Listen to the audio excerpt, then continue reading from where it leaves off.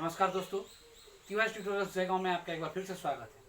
दोस्तों, जैसा कि हम लोग जानते हैं, हम लोग रीजनिंग को एक एक चैप्टर, रीजनिंग का एक एक चैप्टर टॉपिक वाइज टॉपिक और डिटेल में समझ रहे थे।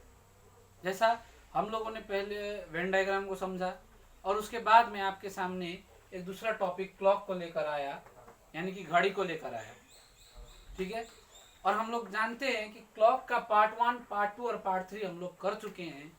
पार्ट 1 हम लोगों ने बेसिक से समझा था कि क्लॉक में होता क्या है और कैसे होता है। पार्ट 2 के बाद हम लोगों का जिस टाइप से क्वेश्चन पूछे जाते हैं उस टाइप के क्वेश्चन को हम लोगों ने किया, उससे रिलेटेड ट्रिक्स को हम लोगों ने देखा। पार्ट 2 और पार्ट 3 में हम लोग वही कर रहे थे। अब आज बात करते हैं पार्ट 4 की, जिसमें बहुत ही इम्पोर्टेंट टॉपिक आता है। क्लॉक का एक बहुत ही इंपॉर्टेंट टॉपिक जिसका नाम है मिरर इमेज। ये क्वेश्चन पूछा जाता है, मिरर इमेज यानी कि दर्पण प्रतिबिंब। ठीक है दोस्तों, दो तरह के प्रश्न पूछे जाते हैं, एक वाटर इमेज और एक मिरर इमेज। आज हम लोग मिरर इमेज देखेंगे, वाटर इमेज हम लोग कल देखेंगे अगले वीडियो में। ठीक है, तो दर्पण प्रतिबिंब होता क्या दोस्तों? मान लीजिए आपके सामने ये एक घड़ी दी गई है। ठीक है, ये जो घड़ी है ये दी गई है और यहाँ पे आप लोगों को दिया गया है, ये हम लोग का है दर्पण। क्या है? दर्पण। ये वास्तविक घड़ी है। क्या है ये? वास्तविक घड़ी है। वास्तविक घड़ी है और यहाँ पे हम लोगों को दर्पण दिया गया है। अब जब हम लोग दर्पण को इस तरह से लगाएंगे, एक घड़ी के सामने अगर हम लोग दर्पण को इस तरह से लगाएंगे वर्टिकली, तो क्या होगा? तो लंबवत रूप से यानी कि वर्टिकली जब हम किसी दर्पण को घड़ी के सामने लगाते हैं तो क्या होता है? उस दर्पण पर यानी कि उस मिरर पर उस घड़ी का प्रतिबिंब बनता है, इमेज बनता है। ठीक है, तो उस समय क्या होगा? तो ध्यान दे, जब हम लोग यहाँ पे दर्पण लगाएंगे तो जो 12 का है वो 12 ही रहेगा, यानी कि जो जहाँ 12 है वो ऊपर ही रहेगा और जो नीचे का है वो नीचे ही रहेगा, वो चेंज नहीं होगा। ठीक है, यानी कि इस सीध में जो है 12 और 6 ये चेंज नहीं होंगे, 12 का 12 ही रहेगा, 6 का 6 ही रहेगा। लेकिन अगर बात करें 1 2 3 4 5 7 8 9 10 और 11 की, तो क्या हो जाएगा? जो 3 है, देखिए मिरर के सामने जो है वो मिरर के सामने ही रहेगा और मिरर से दूर जो है वो मिरर के दूर रहेगा। तो सामने जो है यहाँ पे 3 है तो 3 रहेगा और दूर में जो है 9 है तो इधर 9 रहेगा। ठीक है, अब हम लोग देख सकते हैं इधर 2 है तो इधर 2 रहेगा, इधर 1 है तो इधर 1 रहेगा, इधर 4 है तो इधर 4 रहेगा, इधर 5 है तो इधर 5 रहेगा। अब इधर 7 8 9 10 11 है तो 7 8 9 10 11 रहेगा। तो इस तरह से हम लोग देखते हैं जो वास्तविक घड़ी है उसका जो प्रतिबिंब है वो कैसे बनता है। तो इसको अगर हम लोग समझे इस तरह से, इसको अगर हम लोग देखते हैं, ये डायरेक्शन अगर हम लोग मान के चले, इधर आपका लेफ्ट और इधर राइट कर देते हैं, इधर अप इधर डाउन कर देते हैं, आपका लेफ्ट आपका राइट और उधर अप इधर डाउन। इसका अगर हम लोग प्रतिबिंब निकालेंगे तो ये क्या हो जाएगा? अप और डाउन जैसे का तैसा रहेगा UD, लेकिन जो राइट है वो अब लेफ्ट बन जाएगा, यानी कि ये यहाँ आ जाएगा, आप लोग आर ही मान के चले, और जो लेफ्ट है वो कहाँ आ जाएगा? यहाँ आ जाएगा पीछे। तो इस तरह से हम लोग देखते हैं कि एक प्रतिबिंब को लंबवत रखने पर क्या होता है? अप और डाउन चेंज नहीं होता है, लेकिन राइट और लेफ्ट क्या हो जाता है? चेंज हो जाता है। ठीक है, तो यहाँ से हम लोग समझते हैं। तो इस स्थिति में घड़ी की जो सुइयां है वो भी चेंज होंगी। जैसे यहाँ पे 3 बज रहा था, 3 तरफ दिखाया जा रहा था 3 की ओर, और यहाँ पे यही कितना बजेगा? ऐसे 3 पर और ये 12 पर। ठीक है, 3 और 12 पर। अब अगर मान के चले कि ये इस तरह से नंबर अगर हम लोग को नहीं दिया होता और ये जो है ये वास्तविक घड़ी होती, इस तरह से नंबर नहीं दिया होता,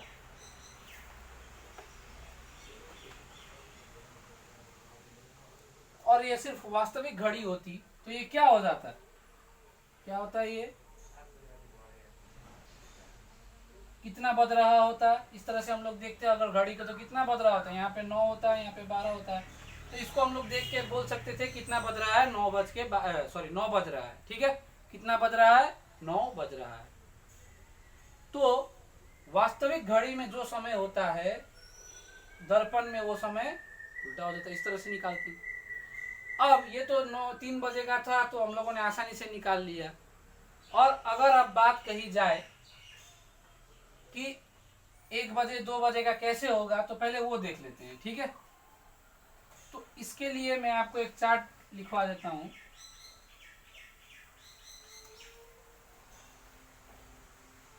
चार्ट है,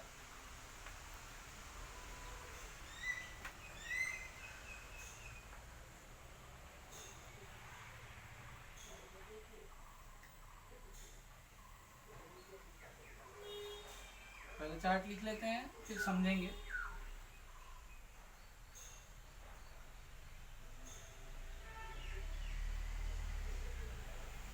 वास्तविक समय और प्रतिबिंबित समय, वास्तविक समय और प्रतिबिंबित समय, 1 2 3 4 5, लगता है छोटा करना पड़ेगा, 6, कहीं छोटा कर देते हैं,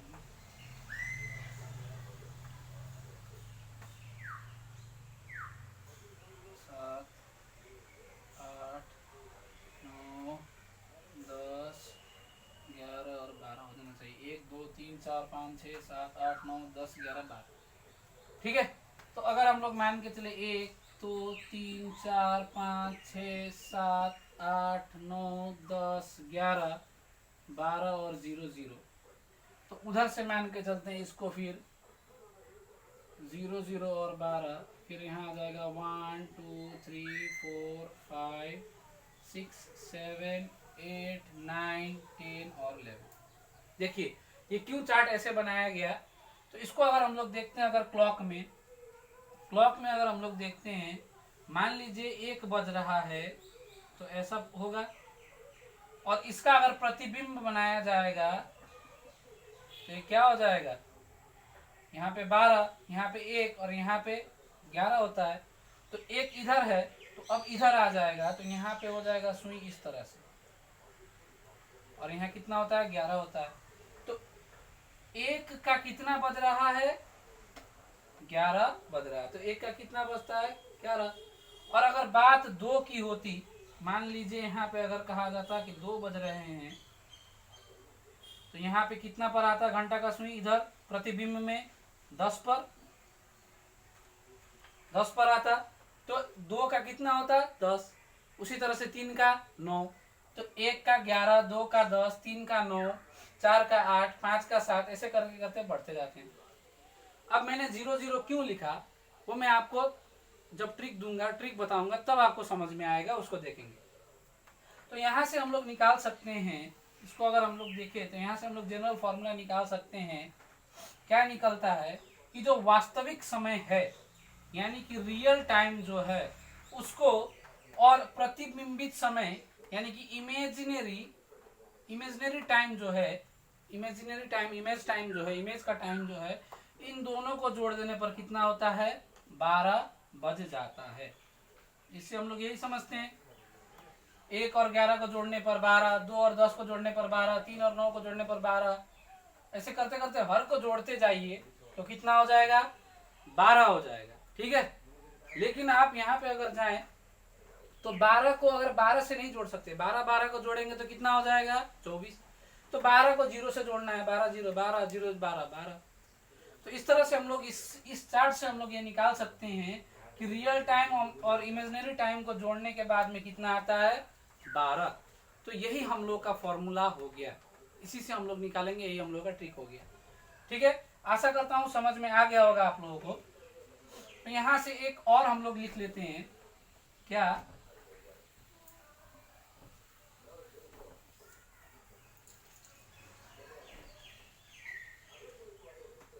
यहां से हम लोग लिख लेते हैं एक फॉर्मूला, वो हो गया प्रति बिंबित समय जो है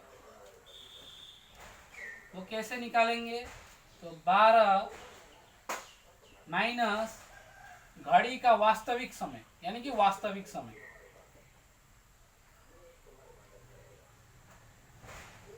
ठीक है, अब ये कैसे निकला, तो हम लोग अभी भी देखें रियल टाइम यानी कि वास्तविक समय, वास्तविक समय प्लस प्रतिबिंबित समय,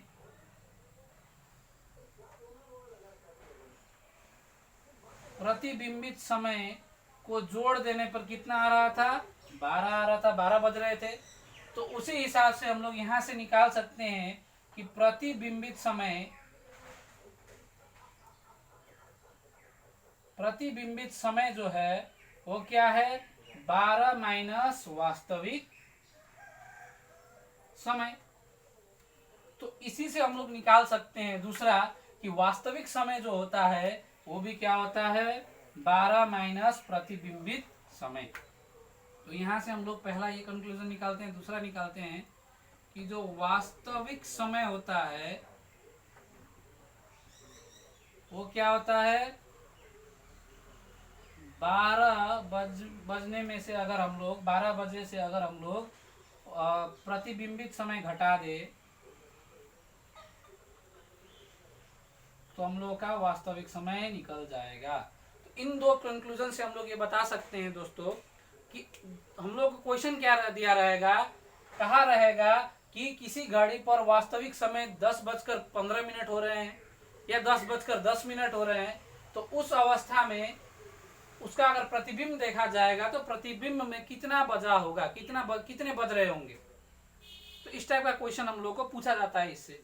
तो इसमें से अगर हम लोग देखें तो इसको हम लोग लिख सकते हैं प्रतिबिंबित समय इक्वल्स टू इतना। तो आगे बढ़ते हैं, क्वेश्चन करते हैं इस पर। ठीक है, एक क्वेश्चन करते हैं, जैसे मैं लिखूं क्वेश्चन, यदि घड़ी में 10:15 बजे हो तो उसका प्रतिबिंबित समय क्या होगा, या प्रतिबिंबित समय क्या होगा। ठीक है, तो यहां अगर हम लोग जान गए तो मैंने आपसे कहा था कि प्रतिबिंबित समय निकालना हो या घड़ी का वास्तविक समय निकालना हो, हम लोग जो दिया होगा उसको 12 बजे में से घटा देंगे, सीधा सीधी हम लोग का आंसर आ जाएगा। तो 12 बजे यानी कि 12 पूरा 12 घंटा और 00 मिनट, इसमें से हम लोग को घटाना है 10 घंटा और 15 मिनट, 10:15 यानी कि 10 घंटा और 15 मिनट। ठीक है, तो इसको हम लोग कैसे घटाएंगे, देखिए 00 में से 15 घटाने से तो नीचे आ जाएगा, नीचे आएगा नहीं, और यहाँ से 1 लेंगे तो ये 10 नहीं हो जाएगा या 100 नहीं होगा। इसको हम लोग कैसे करेंगे कि यहाँ से अगर हम लोग 1 ले जा रहे हैं, 1 का मतलब 1 घंटा जब उधर जा रहा है मिनट में, तो 1 घंटा यानी कि कितना मिनट होता है, 60 मिनट। तो इसको हम लोग लिख सकते हैं 12 में से 1 घंटा चला गया तो बचा 11 घंटा, और 1 घंटा उधर चला गया तो बचा कितना, उधर 60 मिनट हो गए। बात तो एक ही है, 11:60 यानी कि 12 बजना। अब इसमें से हम लोग 10:15 आसानी से घटा सकते हैं। तो 60 में से जब 15 घटाएंगे तो 45, और 10 में से जब 11 में से जब 10 घटेगा तो कितना आएगा, 1:45। यानी कि 10:15 का जो प्रतिबिंबित समय होगा वो कितना होगा, 1:45 का। ठीक है, अब पढ़ते हैं आगे, दूसरा क्वेश्चन एक देखते हैं। लेकिन दूसरा क्वेश्चन देखने से पहले मैं आपको एक पॉइंट लिखवाना चाहूंगा, पॉइंट ध्यान रहे।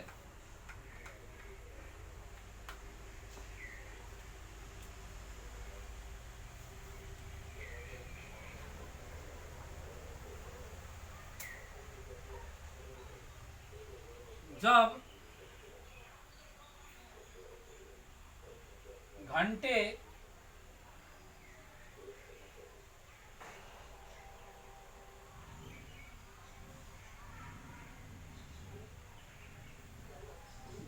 घंटे के स्थान पर शून्य आ जाता है, तो जब घंटे के स्थान पर शून्य आ जाता है तो दो शून्य यानी कि शून्य को 12 मान लिया जाता है। इसको नोट करेंगे। जब घंटे के स्थान पर यानी कि घटाने के बाद में जब घंटे के स्थान पर शून्य आ जाता है तो उसे हम लोग क्या मानेंगे, 12 मान लेंगे। ठीक है, तो एग्जाम्पल इसका देखते हैं एक। जैसे हम लोगों ने 10:15 का देखा था, अब देखते हैं कि घड़ी का वास्तविक समय जो है 11:15 है, तो उसका प्रतिबिंबित समय क्या होगा। तो उसका प्रतिबिंबित समय क्या होगा। ठीक है, तो कैसे निकालेंगे, हम लोग जानते हैं 12 बजे में से हम लोग को घटाना है 11:15। तो अभी अभी मैंने कहा जब 1 घंटा इधर से उधर जाएगा तो ये क्या हो जाएगा, ये हो जाएगा 11 घंटा 60 मिनट, और इसमें से हम लोग घटाएंगे 11 घंटा 15 मिनट यानी 11:15, तो क्या हो जाएगा, ये 45, और 11 में से 11 चला गया 2 जीरो। तो जब घटाने के बाद में घंटे के स्थान पर 2 जीरो आया तो हम लोग इसको क्या मान लेंगे, ये हो गया है 12:45। ठीक है, जब 2 जीरो आ जाएगा तो उसको हम लोग क्या मान लेंगे, 12:45। ठीक है दोस्तों, अब इसका मतलब क्या होता है, 12:45 हम लोग मान लेते हैं। क्यों 12:45 मानते हैं, तो हम लोग क्या होता है, कभी कभी घड़ी 24 घंटे की भी होती है, तो उसमें से मान लीजिए घड़ी 24 घंटे के हिसाब से अगर हम लोग देखते हैं तो 1 घंटा उधर चले जाने के बाद में क्या हो जाएगा, ये 23 घंटा 60 मिनट, और उसमें से जब हम लोग 11 घंटा 15 मिनट घटाएंगे तो ये आएगा 12:45। सेम वही। तो उतना आप लोग ध्यान मत दे, ये देखे कि अगर 0 आ रहा है तो उसका मतलब है 12। इसीलिए मैं जब आपको चार्ट लिखा रहा था, चार्ट वहां जब लिखाया था तो साइड में मैंने लिखाया था 00 और 12, यानी कि दोनों का मतलब क्या है, सेम। ठीक है, अब बढ़ते हैं आगे। एक और टॉपिक को डिस्कस करूंगा आज।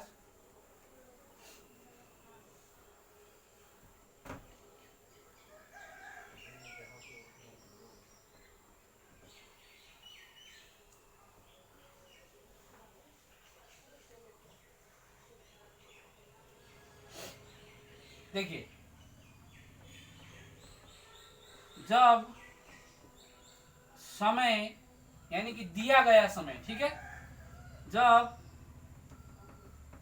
दिया गया समय 12 से 1 बजे के बीच हो,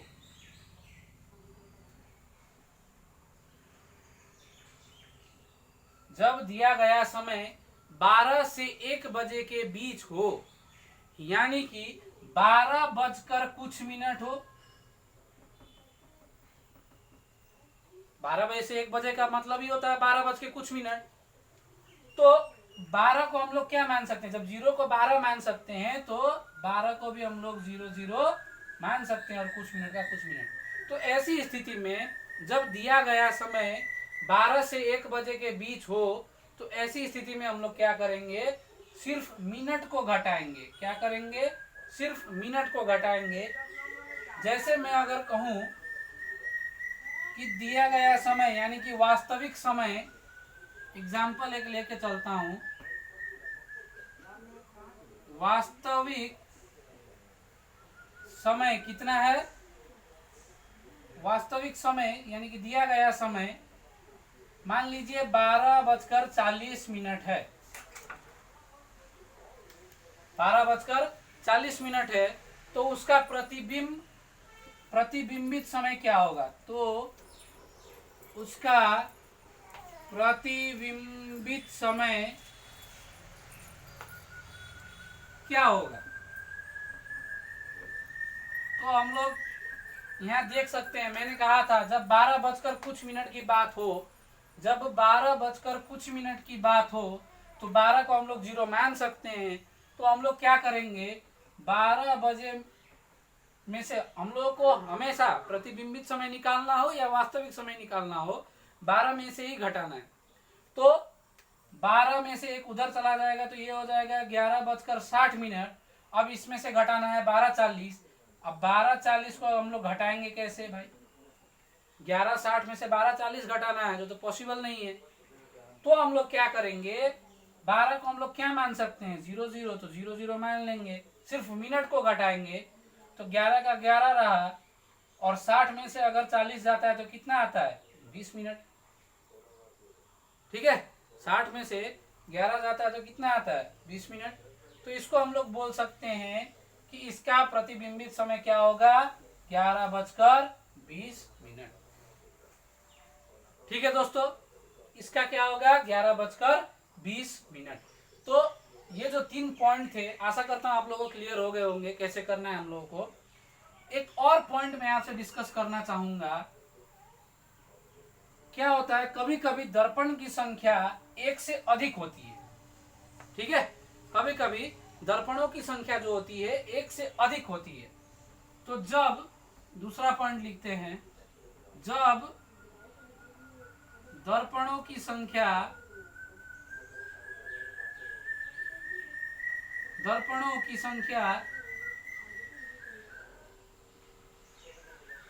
सम हो, सम का मतलब हम लोग जानते हैं 2, 4, 6 इस टाइप का। तो सम संख्या हो तो उस समय जो समय दिया रहेगा वही हम लोग का आंसर होगा। ठीक है, जो समय दिया रहेगा इस कंडीशन में आंसर हम लोग का होगा, जो समय दिया गया है वही आंसर है, उत्तर है। ठीक है, अब बात करते हैं दूसरे पॉइंट पर। जब दर्पण की संख्या विषम हो, जब दर्पण की संख्या विषम हो, विषम का मतलब 1, 1, 3, 5 ... इस तरह से, तो उस समय हम लोग जो एक का प्रतिबिंब निकालते थे, हम लोग को इस समय फिर वही करना है, 12 बजे में से दिया गया समय घटा देना है। दिया गया समय घटा देना है, हम लोग का आंसर आ जाएगा। मान लीजिए आपको कहा गया कि 3 दर्पण दिए गए हैं, कोई एक समय दे करके, मान लीजिए आपको कहा गया कि 10:20 है, और यहाँ पे दर्पण दिया गया, फिर यहाँ पे दर्पण दिया गया, और फिर यहाँ पे दर्पण दिया गया। तो यहाँ पे कौन सा जो इमेज बनेगा उसमें कितना बचा होगा, तो दर्पण की संख्या कितनी है, 3 है। तो दर्पण की जब संख्या 3 है यानी कि विषम है, तो विषम में क्या होगा, 12 में से घटा देंगे, 12 यानी कि 11:60 में से हम लोग घटा देंगे 10:20, तो ये हो जाएगा 40, और ये हो जाता है 1, तो ये हो जाएगा क्या, 1:40। ठीक है, और अगर कह देता हम लोगों को कि दर्पण की संख्या केवल 2 है, और यहाँ पे कौन सा इमेज, मतलब इमेज जो बनेगा उसमें कितना बचा होगा, तो इस समय हम लोग सीधे इसका आंसर दे देते, क्या होगा, जब दर्पण सम होगा तो ये हो जाएगा, जो दिया गया है वही हम लोगों का आंसर। ठीक है दोस्तों, तो आशा करता हूँ क्लॉक का जो ये इम्पोर्टेंट टॉपिक है, क्या है, मिरर इमेज, आप लोगों को बहुत ही अच्छे से समझ में आया होगा। और अगर आपने हमारे चैनल को सब्सक्राइब नहीं किया है तो ज़रूर सब्सक्राइब करें, हमारे वीडियोस को लाइक करें और उन्हें ज़्यादा से ज़्यादा शेयर करें। दोस्तों, हमारे वीडियोस को शुरू से लेकर अंत तक देखें ताकि आपको हर एक चीज़ बहुत ही बारीकी से समझ में आए और आप कभी उसको नहीं भूले, बहुत ही आसानी से आप लोग बना सके। तो दोस्तों, आज के लिए बस इतना ही। धन्यवाद, मिलते हैं अगले वीडियो में।